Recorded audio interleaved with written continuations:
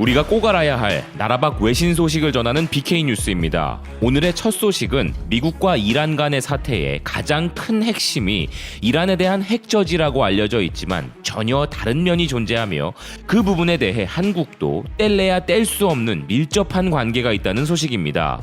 에너지 뉴스 언론인 영국의 oilprice.com은 한국의 2020년 미국 석유 수입 증대에 대하여 이야기하고 있는데요. 우리가 이 미국 이란 문제에 대해 직간접적으로 엮여있는 상황에 대해 잘 설명해주고 있습니다. 기사는 한국이 중동산 원유 수입에 대한 지나친 의존도를 줄이려고 최근 몇 년간 미국으로부터의 석유 수입을 증가시켜 호르무즈 해협을 통한 석유 흐름이 붕괴될지도 모르는 리스크에 대해 어느 정도 대비를 해왔다고 IHS 마킷을 인용하여 보도했는데요. 미국이 이란산 원유 수출에 대한 제재를 퍼붓고 한국이 이란산 원유 수입을 중단하면서 한국의 원유 공급처 다변화는 더욱 가속화되기 시작했다는 기사는 미국이 2015년 말 미국산 원유의 수출 금지 조치를 해제한 이후로부터 미국 석유가 아시아 지역들로 유입되기 시작한 점을 언급하면서 석유 공급 다변화와 호르무즈 해협 내 석유 흐름에 대한 의존도를 낮추려는 한국의 계획이 당초 예상보다 빨리 구체화되기 시작했다고 이야기합니다.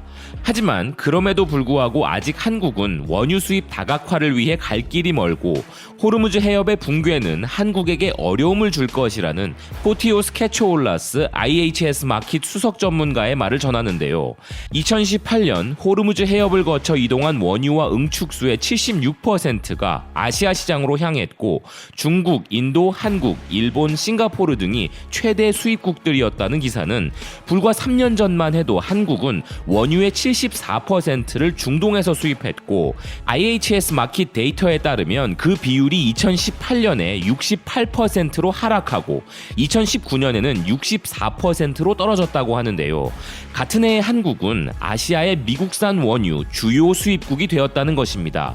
자, 기사의 내용을 파악해보면 미국 이란 사태가 터진 이후로 미국은 이란에 대한 제재를 가하면 가할수록 원유 수출로 큰 이익을 가져가게 된다는 것이죠. 더욱이 이란과의 분위기를 초긴장 상태로 몰고 가고 있는 트럼프의 머릿속에는 2020년 대선이라는 목적이 있기에 이 모든 상황은 그 목적에 맞게 설계되고 있다고 봐야 할 것인데요. 최근 한국을 비롯한 많은 국가들이 미국산 원유를 수입하고 있으며 미국과의 1차 협상을 시작한 중국 역시 미국산 에너지 수입에서 자유로울 수 없습니다. 마치 일본이 미국산 옥수수를 강매당하듯이 말이죠.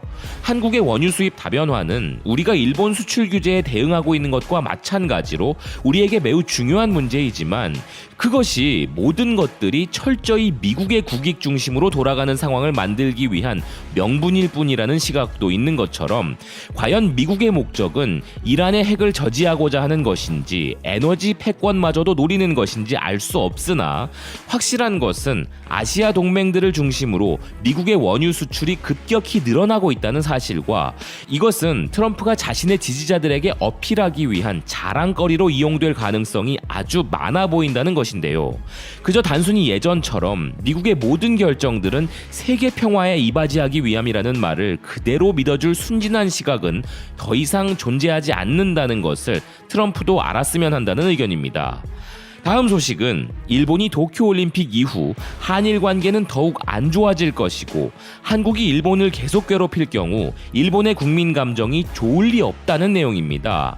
일본의 석간 후지는 한국 대법원의 강제징용 판결로 인한 일본 기업의 자산 압류와 한국을 화이트리스트에서 제외 조치했던 부분과 지소미아 종류를 둘러싼 소동 등으로 마구 흔들렸던 한일 관계는 2020년에 어떻게 될 것인가 라면서 도쿄올림픽으로 일본을 괴롭히는 한국 때문에 더 좋아질 리 없다는 주장을 하는데요.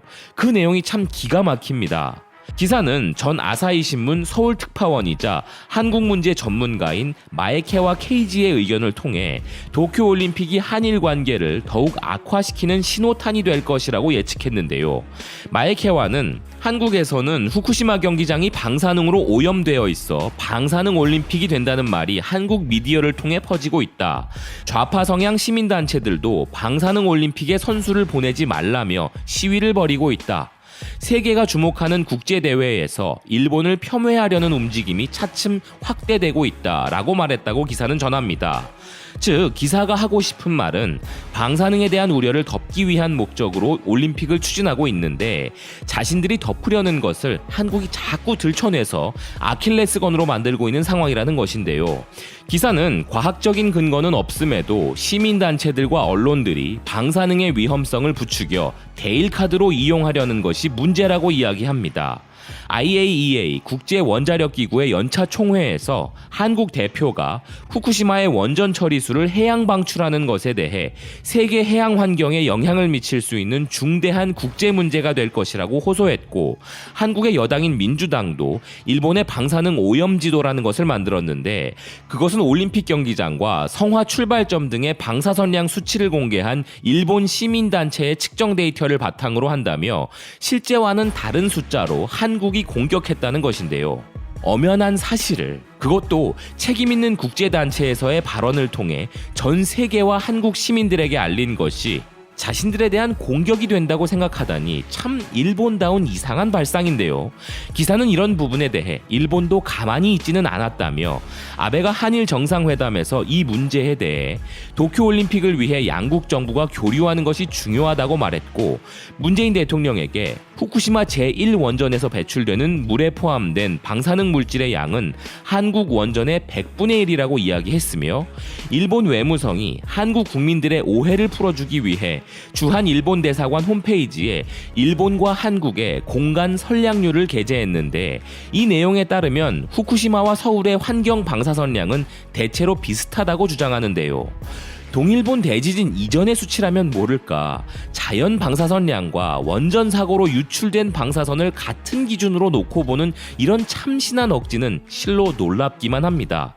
또한 기사는 일본 측의 데이터를 일절 무시하고 방사능 올림픽이라는 딱지를 붙이는 한국의 행위는 괴롭힘 수준이고, 당연한 것이겠지만 이런 행위로 인해 한국에 대한 일본 국민의 감정이 좋아질 수 없다는 마에카와 전 특파원의 말을 전합니다.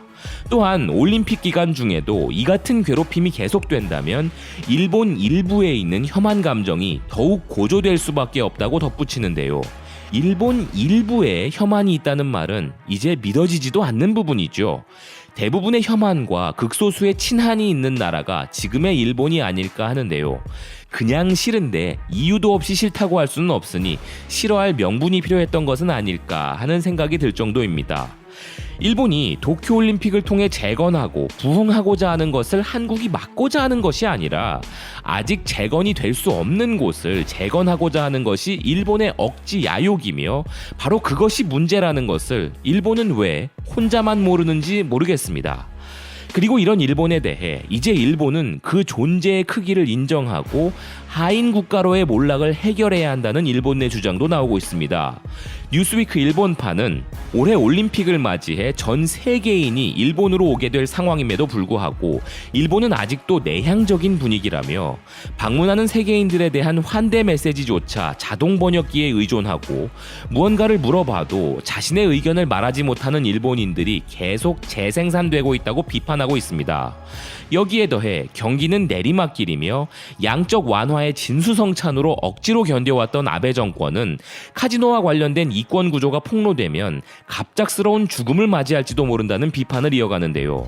허나 세계적인 기준으로 일본의 경제 규모는 아직도 크고 세계 인구 대비 1.6%에 지나지 않는 나라가 이런 규모의 GDP를 가지고 있는 것은 대단한 것이며, 이는 돈과 기술이 일본에 몰리고 있는 것이고, 인구가 감소하고 있지만 노동 인구는 오히려 증가하고 있어 지금까지 번 돈을 사장하지 않고 투자로 늘리면 경제 축소를 막기는 쉬울 것이라는데요. 아시아와 아프리카에서 중국 돈이 판치고 있지만 장기 저금리의 N차관을 비롯한 일본의 공적 개발 원조의 총액은 2017년 연간 2조엔을 넘어 세계 3위의 규모이며, 일본의 ODA와 직접 투자는 아세안 경제의 비약에 크게 기여하며, 이런 부분은 한국이나 중국에 대해서도 마찬가지라고 기사는 이야기합니다. 그러나 이런 일본이라도 이 국제화의 시대에 국민 전원이 그래야 한다고는 말 못해도 영어로 자유자재로 논의할 수 있는 일본인을 늘리고 질을 높이지 않으면 일본은 다양한 면에서 허드렛 일을 하는 국가가 되어버릴 것이라는데요. 자동 번역기로 세계인들을 대접하는 일본은 세계적으로 따돌림을 당하게 될 것이라고 경고하면서 기사는 마무리됩니다. 기사가 걱정하는 바는 일본의 경제 규모 대비 일본의 세계적인 마인드나 언어에 대한 부분이 부족하여 계속 이대로 가면 일본은 세계로부터 따돌림을 당할 위기에 처해 있다는 것인데요. 일전에 BK 뉴스가 소개해드렸던 도쿄올림픽 주경기장에 엉터리 영어로 안내가 되어 있었던 부분도 이의 연장선상이 아닐까 합니다. 일본의 소통 능력은 물론이고 아직도 디지털 전환이 되지 못한 아날로그 중심의 사회 구조와 자발적인 갈라파고스화 등을 볼 때 알아가면 알아갈수록 일본은 참으로 놀라운 나라라는 말밖에는 달리 표현할 수 있는 방법이 없는 것 같습니다. 지금까지 BK 뉴스였습니다. 오늘도 시청해주셔서 감사드립니다.